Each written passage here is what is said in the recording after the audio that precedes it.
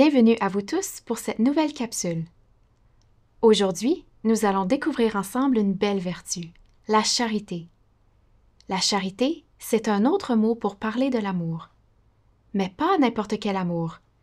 Vous savez bien que ce n'est pas pareil d'aimer les spaghettis et d'aimer son prochain. Plus précisément, c'est l'amour que nous avons pour Dieu et en même temps, l'amour le plus grand que nous pouvons avoir pour notre prochain. La charité est l'amour le plus grand parce qu'elle vient de Dieu lui-même. Et puisque Dieu est tout amour, il a mis dans chacun de nous une part de son amour.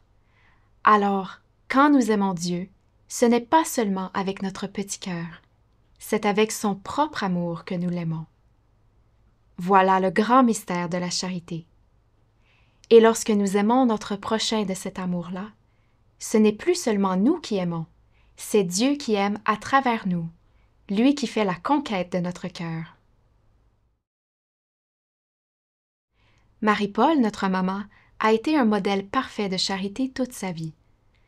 Dès son jeune âge, elle se démarquait sans cesse par son grand désir d'aider et d'aimer les autres, et elle le démontrait par de nombreux gestes concrets.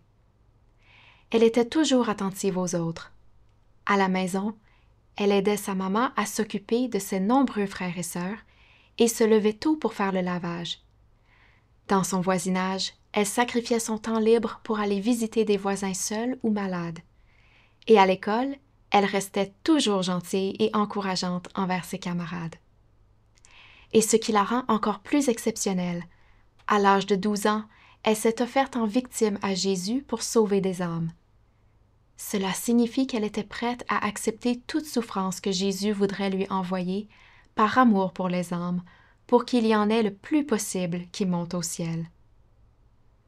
Un tel don, qui demande un si grand sacrifice, ne peut venir que de l'amour de Dieu. En laissant cet amour habiter son cœur, Marie-Paul apprenait à le voir dans les autres et comprenait que beaucoup d'âmes s'éloignaient de lui.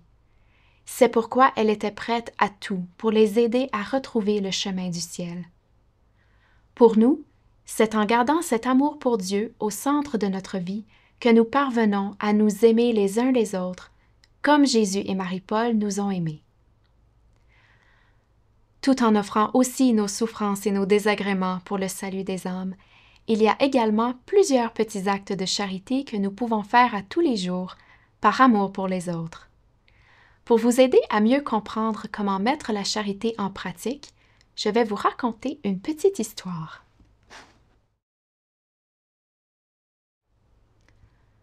Vous vous souvenez de Samuel, le petit garçon rempli d'espérance qui a hâte de voir Dieu un jour? Il a une sœur plus jeune, Maria, qui aime beaucoup les desserts. Comme leur maman est pâtissière, elle leur donne une gâterie spéciale tous les jours pour leur dîner à l'école. Maria, bien sûr, a toujours hâte de découvrir ce que sa maman lui envoie. Elle aimerait bien garder ces bons desserts pour elle, mais elle avait remarqué que Florence, une fille plus défavorisée, est souvent à l'écart et n'a pas beaucoup à manger pour le dîner. « Regarde, Florence, lui dit Maria un midi, j'ai 2 biscuits pour dessert, un pour toi et un pour moi. » Et toutes joyeuses de partager, les 2 filles savouraient leurs biscuits avant d'aller jouer dehors. Un jour, les élèves arrivèrent en classe et virent que la professeure semblait mécontente. « Est-ce que quelqu'un a vu la calculatrice qui était sur mon bureau? » demanda-t-elle. « Elle a disparu depuis hier. »« C'est elle qui l'a prise !» s'écria Florence en montrant Maria du doigt. « Je l'ai vue la mettre dans son sac. Elle l'a volée. »« Quoi? Mais ce n'est pas vrai !» s'écria Maria, étonnée d'une telle accusation. Elle aurait voulu traiter Florence de menteuse, mais elle s'est retenue. Au son de la cloche du dîner, la professeure demanda à Maria de rester quelques minutes pour lui parler. Le cœur battant, Maria l'assura qu'elle était innocente. La professeure comprit qu'elle disait la vérité et la laissa aller dîner. En entrant dans la cafétéria, Maria vit que Florence était seule, comme d'habitude. Elle avait les épaules courbées et l'air malheureux. Mais Maria n'avait pas du tout envie d'aller la voir, et encore moins de partager son dessert avec elle. À ce moment, 2 autres enfants passèrent proche de Florence et se mirent à se moquer d'elle et de son maigre dîner. Alors, prise de compassion, Maria se dépêcha d'aller au secours de son amie.